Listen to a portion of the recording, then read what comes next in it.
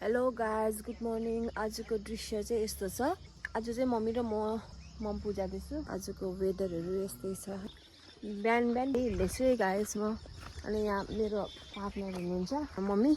अनि मम्मी र म चाहिँ ब्लु ब्लु भइरहेको छु दुवैजना। आज कति दिन बाद हिँड्नु पाउँदा कस्तो फिल भइरहेको छ मम्मी? आज एकदमै मजा लागिरहेछ। गाइज हाम्रो गाडी पनि आइसकेको छ। अब हामी जानुको लागि आएको हामी 3 जना छौँ।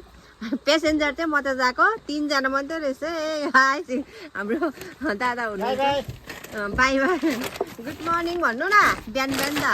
यहाँ बहिनी पनि बसिरहेको छ भने म पनि अब बस्नेवाला छु। हामी चाहिँ यस्तो प्याक्ड भएर जाँदैछु।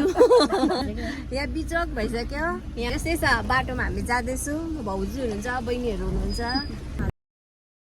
घाँस बोकेर आउनु हुँदैछ। यहाँ चाहिँ सबै होमस्टे छ। यो सिटोङको जोगिघाट एरिया हो यो चाहिँ। अहिले चाहिँ हामी चाहिँ मम्पू बजार आइसकेको छ।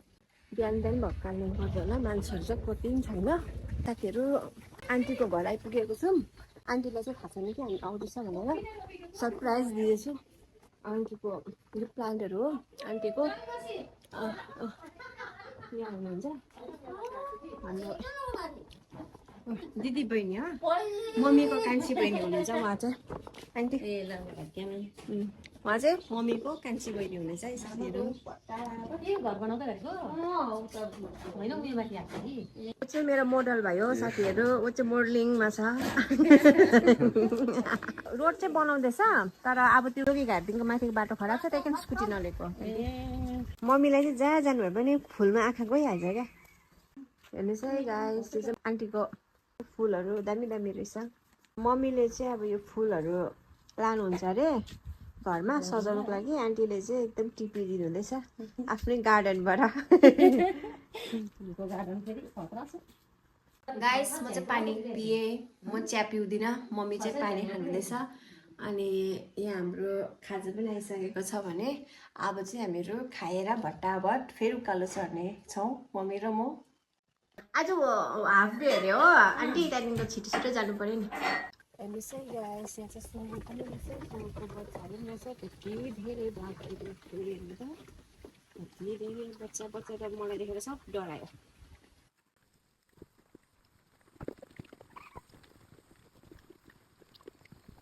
आन्टीकोबाट जाँदैछौँ गाइस। अनि हामी सँगसँगै आन्टीको काम छ अरे माथि। यो एरिया चाहिँ मम्पूको रेसेप हो।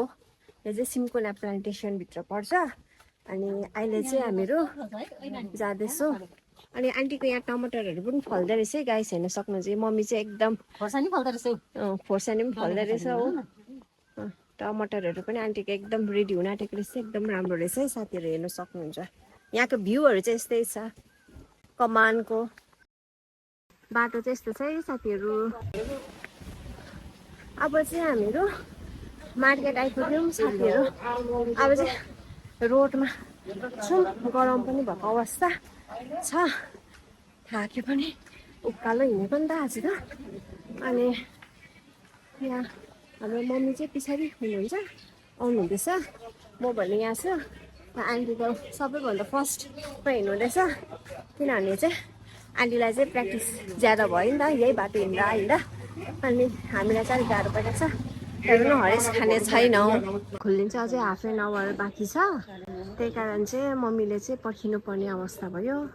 मासु किन्नुहुन्छ अरे साथीहरू। आन्टीले चाहिँ जानुहुँदैछ। आज छोरी चाहिँ आउनुहुँदैछ। कस्तो फिल भइरहेको छ तपाईँलाई? एकदम खुसी हेप्पी। काम चाहिँ यहाँ नहोला जस्तो हुँदैछ गाइस। त्यसै कारण हामी अर्को जग्गा जाँदैछौँ। त्यहाँ पनि भएन भने चाहिँ हाम्रो आज यहाँ मम्पूमा काम हुनेवाला छैन। साथीहरू हामी चाहिँ यहाँ आइसकेको छु। मम्मी चाहिँ यहाँ प्लाजो हेर्नुहुँदैछ। हाम्रो चाहिँ गाउँको भाइ हो। अनि अहिले चाहिँ एकदम दोकानहरू खोलेर बिजनेस गर्ने भइसकेको रहेछ। अहिले देख्दैछु म पनि। राम्रो होस् तिम्रो दोकान। बिस्किट किन्ने अनि चाहिँ बिरालोको चारोको लागि पनि हामी आएको छौँ है साथीहरू। हेर्नुहोस् चारो चाहिँ यो हुन्छ। मम्मीको सपिङ चाहिँ खतरा छ है गाइस। फुलहरू बोकेर आउनु भइसकेको छ। ए देखाउनु हुँदैछ फुलहरू एकदम राम्रो राम्रो छ। आन्टीले दिनुभएको। बाटोमा हिँड्दै गर्दाखेरि चाहिँ एकदम थाकेको अवस्था छ। यहाँ चाहिँ मासु कटिङ हुँदैछ। उहाँहरूले मासु सबलाई भाग गर्नु हुँदैछ अब हामी चाहिँ घरमा पनि आइपुग्यौँ सपिङहरू पनि हल्का गऱ्यौँ अनि सबै कामहरू सकेर आएको अनि मेरो च्यानललाई लाइक सेयर सब्सक्राइब गरिदिनुहोस् होला okay bye bye thank you for watching